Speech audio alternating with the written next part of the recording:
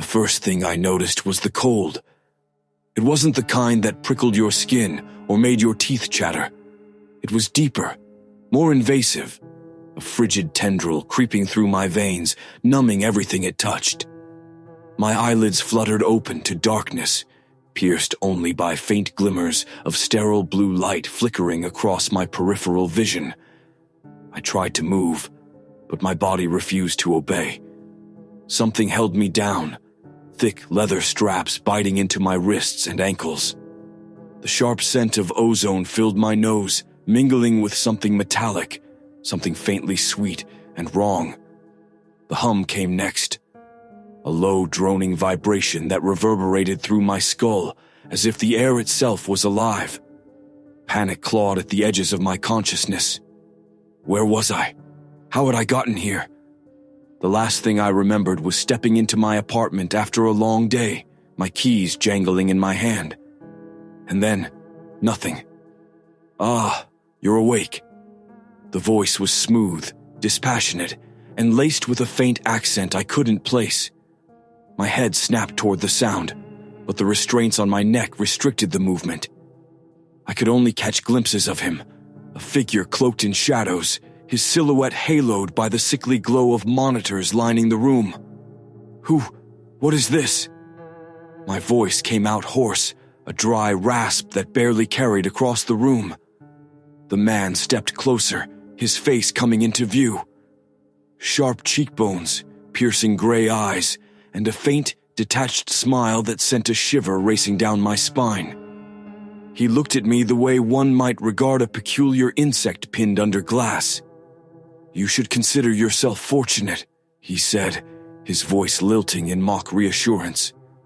"Few are chosen to partake in such a monumental leap for humankind." I didn't feel fortunate.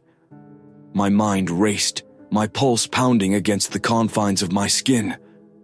"Chosen, please let me go." The man ignored my plea, turning his attention to the console beside me.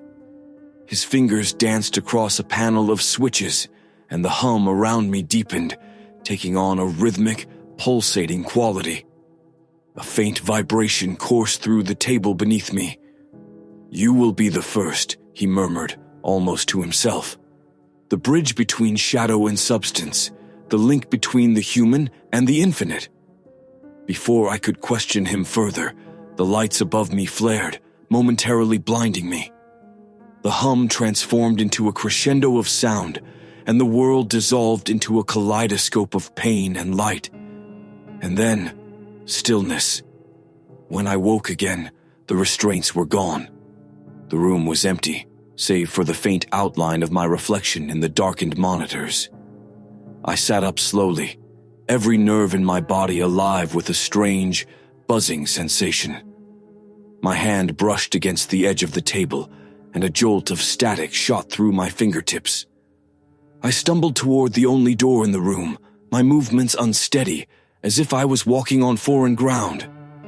When I touched the handle, it clicked open with an almost eager precision. Beyond it lay a narrow corridor, lined with flickering lights that cast wavering shadows against the walls.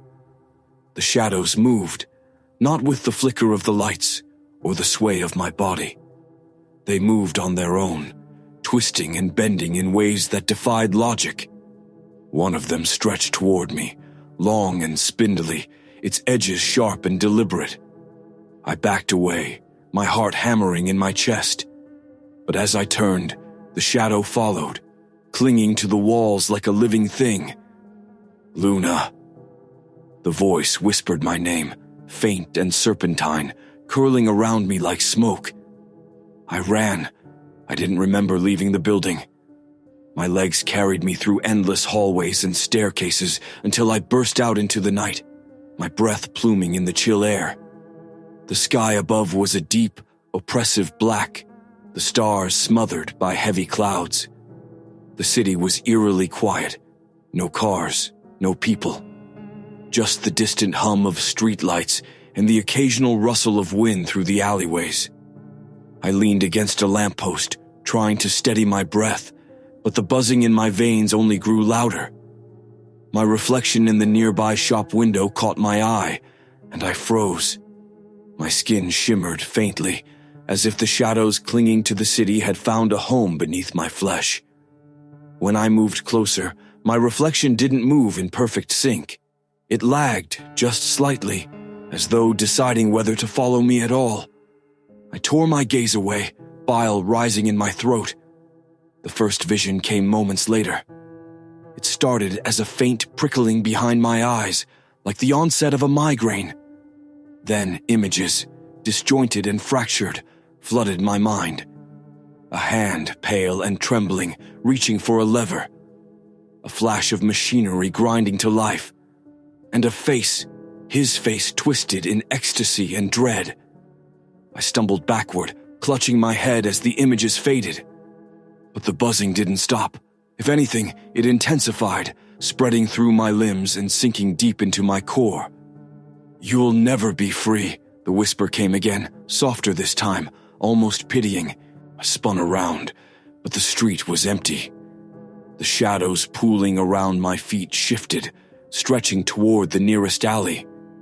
I could feel the pull, an almost magnetic force drawing me forward. Against my better judgment, I followed, each step heavy with dread. The alley opened into a courtyard, bathed in faint, unnatural light. At its center stood a figure cloaked in shadow, its outline hazy and indistinct. "You are mine," the voice said, no longer a whisper, but a steady, resonant hum that vibrated through the air. And in that moment, I knew. The bond wasn't just in my mind, it was in my blood, in my soul, a tether that could not be severed. The figure stepped closer, and as the light caught its face, I realized it wasn't him. It was me. The figure was me, but not me. Its features were sharper, more angular, with eyes that glinted like shards of black glass. Its presence was wrong, an affront to the fragile fabric of reality. It tilted its head, mirroring my own movements, as if mocking me. Who are you?" I stammered, my voice barely audible over the sound of my own heartbeat. It didn't answer. Instead, it raised a hand, its fingers unnaturally long and shadowed, pointing toward the edge of the courtyard. There, a dilapidated mansion loomed against the night sky, its spires reaching like skeletal fingers toward the heavens. The building pulsed faintly, as though alive, the light from its windows casting distorted shapes onto the ground. The figure dissolved into the shadows at my feet, leaving me alone with the mansion's oppressive presence. Every instinct screamed at me to turn and run, but my legs moved forward of their own accord, as though the tether binding me to the experiment's aftermath had tightened. The mansion's doors were ajar, creaking softly as they swayed in the cold wind. As I crossed the threshold, a wave of nausea rolled over me, the air inside thick and stale. The interior was an unsettling blend of grandeur and decay. Chandeliers hung from ceilings stained with watermarks, their crystals coated in dust. A grand staircase spiraled upward, its steps warped and splintered. At the center of the foyer stood a large mirror, its surface cracked and fogged. When I glanced into it, my reflection wasn't mine. It was the figure from the courtyard, staring back at me with an expression that was both familiar and alien. Its lips moved, mouthing words I couldn't hear. The buzzing in my veins grew louder, sharper, as if urging me deeper into the house. Each step echoed unnaturally, the sound lingering too long in the stagnant air. The visions returned in flashes. A laboratory filled with jars of swirling shadows. The scientist's hands, gloved and precise, manipulating tools that gleamed under harsh fluorescent light. A name, Dr. Racid, surfaced in my mind like a bubble bursting in a dark pool.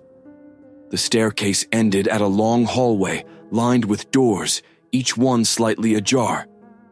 From behind them came faint whispers, voices that rose and fell in a disjointed symphony. The words were unintelligible, but the tone carried a plea, desperate, anguished. I reached the final door, its frame warped and blackened as though scorched by fire. My hand trembled as I pushed it open, revealing a room dominated by a single object, an old desk covered in faded blueprints and brittle notebooks. The buzzing in my veins reached a crescendo as I stepped inside. The air felt heavier, charged with an energy that made my skin prickle. I approached the desk and opened the nearest notebook. The words were scrawled in frantic, uneven handwriting. Schematics of machines, diagrams of human anatomy intertwined with amorphous shapes that defied logic. The text described experiments in shadow integration, melding human consciousness with what the writer referred to as the void. And at the bottom of one page was a sketch, a figure standing in a courtyard, its features eerily identical to mine. The room darkened, the air thickening as if the walls were closing in.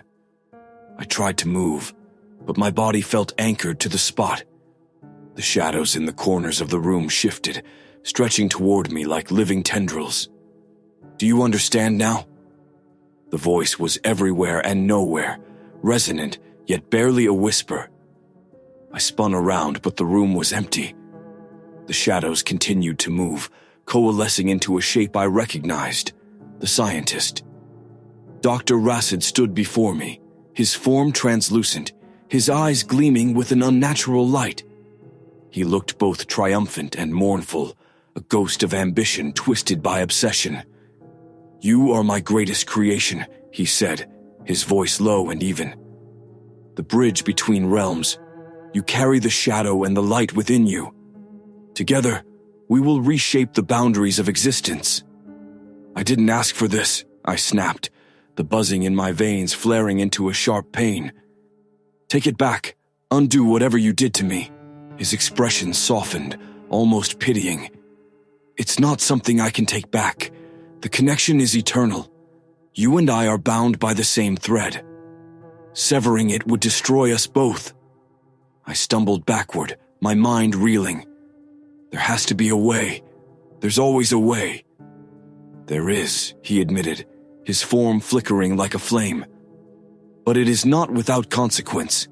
The tether that binds us is not just a bond. It is a foundation, a pillar holding the gates between dimensions closed.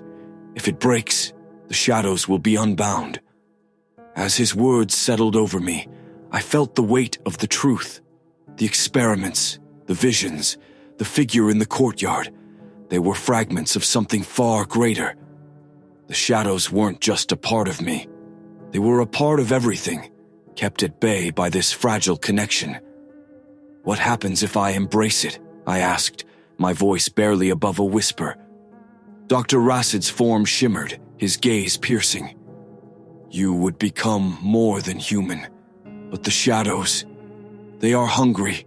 They will consume you if you let them."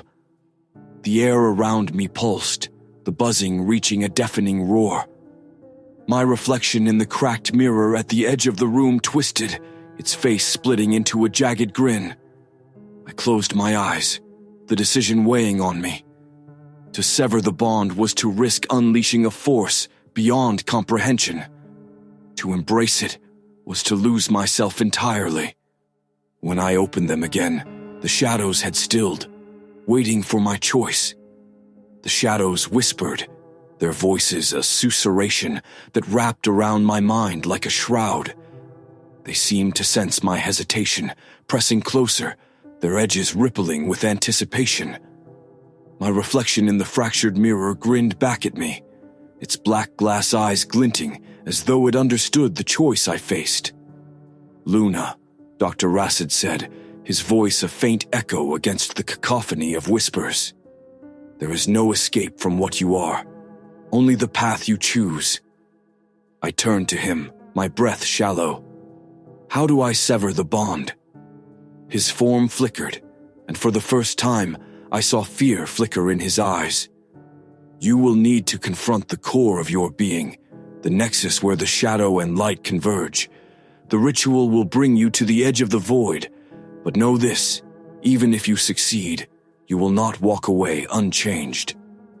The floor beneath my feet seemed to ripple as he spoke, the shadows pulling back to reveal a symbol etched into the wood, a swirling pattern of light and dark, its lines shifting like liquid.